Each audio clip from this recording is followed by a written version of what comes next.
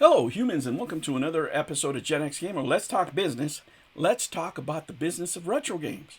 Guys, I really wish my retro video game store where I go shopping would make me spend a lot of money, right? I really wish they had a better business plan, and they don't. And this is the same for a lot of businesses. And maybe your business out there, you want it to grow. Maybe you have a smaller customer base. Maybe it's a niche market. There's ways to make it grow. And one of the best ways to do that is to have proactive customer service. That's right.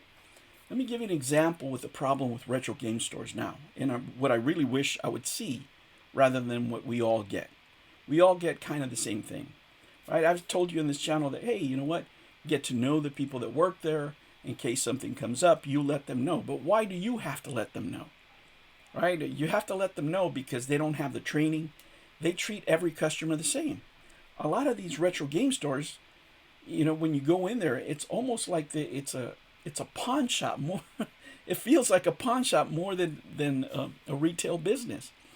And like I said, they treat all customers the same. Not all customers are the same. Believe you me, the budget that I have for video games is probably a lot different than some guy that's just walking in there every 3 months to buy a used PlayStation 5 game, because, it's cheaper if he buys it used, right? And they really have to categorize their customers. They treat them all the same regardless of of what their spending habits are, and they don't even have a way to discern them. And it's not that hard, guys. It really isn't that hard.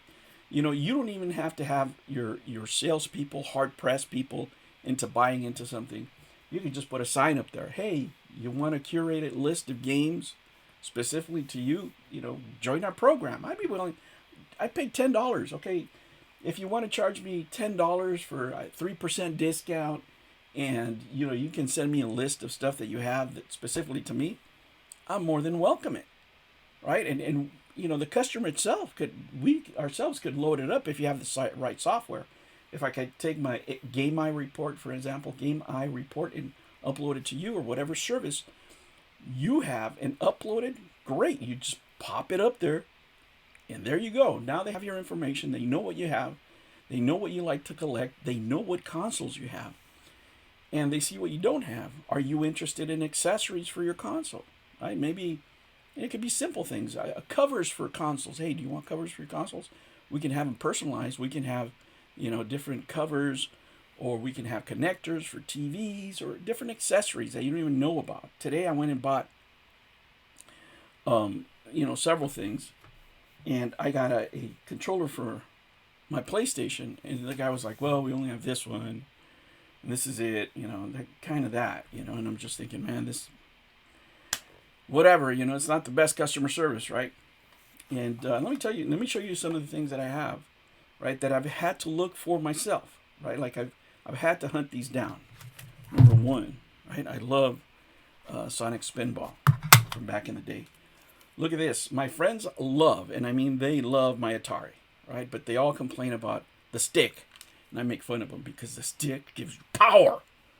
But especially for the Mario Bros. Games, they like using this. Okay, so they were asking me, hey, do you have like a Nintendo controller? I'm used to a Nintendo controller. I'm like, okay, let me get one. So I did. I got it from eBay, guys. Very happy with it. It's pretty awesome. I like it. Now, what else did I get? I like getting demos. Look at this demo. Yes. These are all personal preferences.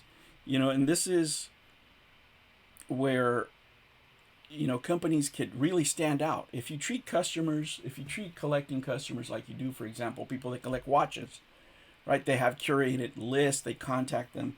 For example, I love underground samplers from back in the day. Look at that. Awesome. Just awesome. Right? So whenever I come across any, I pick them out. But I have to do it. They don't call me. They should have these aside for me already. Don't even put them on display, because if I have them, if I don't have them, I'm going to buy them. There's some PS2 games from back in the day that I couldn't get that I want to get. And of course, there's the Holy Grails. And you can take inventory of your customers. Okay, What do you want and how much you're willing to pay for it, right? We'll look at them for you. What games do you have to trade in? Imagine if you have two customers wanting Holy Grails that each other have the opposite Holy Grail, right? You can have them both come in, trade it in. Of course, you're not going to give them full price, and then sell them each other's Holy Grail. Now they're both happy, and you made money on both ends. It's a winning combination. You don't have to, just hope that your online store works. You don't have to hope that some big whale comes in and buys a bunch of video games. No, you can have a steady business of just this, because there's many collectors out there, right? There's casual gamers out there, but especially in this area, I just look at this business and I go, oh my gosh, these guys are losing so much business because a lot of the people around there, right? And in this area, it's all like middle to upper class businesses, right? So guys stop by there. I've never seen anybody spend less than 50, 60 bucks, on video games there. And, I'm one of the few ones who sits there and sifts through everything and tries to buy $5 games. Usually a lot of people just walk in there and just get a bunch of games and go. And they talk about how they're collecting and all this and then the other. And it goes through one ear and out the other for these guys. And I just see it and I go, oh my gosh, does the owner care? Are they making too much money? They don't even care.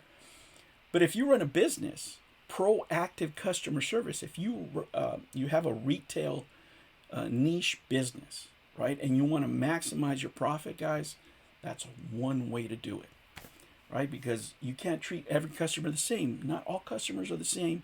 You don't know their budgets. But if you get to know them and build relationships over time, you're able to serve them better. That's how I wish at least my video game store would treat me. And let me tell you, they would get a lot more than what they do now because I have to do all the work. All right, humans, thank you so much for joining me. I really do appreciate it. Make sure you hit that like and subscribe. Of course, members are going to see this first. The rest of you will get to see it tomorrow morning. Today is Saturday. It's a holiday weekend. There's some codes up there, members. Check them out. Of course, we're going to have a Nintendo for Memorial's Days. We're going to have a code for that. So stay tuned for that, guys. Thank you so much for joining me. Thank you for subscribing. Do me a favor, hit that like button on the way out. If you like this kind of content, make sure you subscribe. And I'll catch you on the next one. Take care.